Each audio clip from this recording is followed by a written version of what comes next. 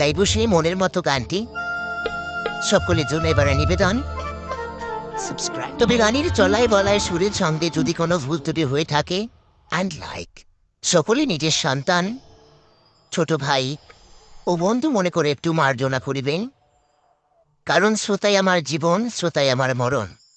আপনারা মানিয়ে গুছিয়ে না নিলে আমার চলার মতো কোনো পথ নেই।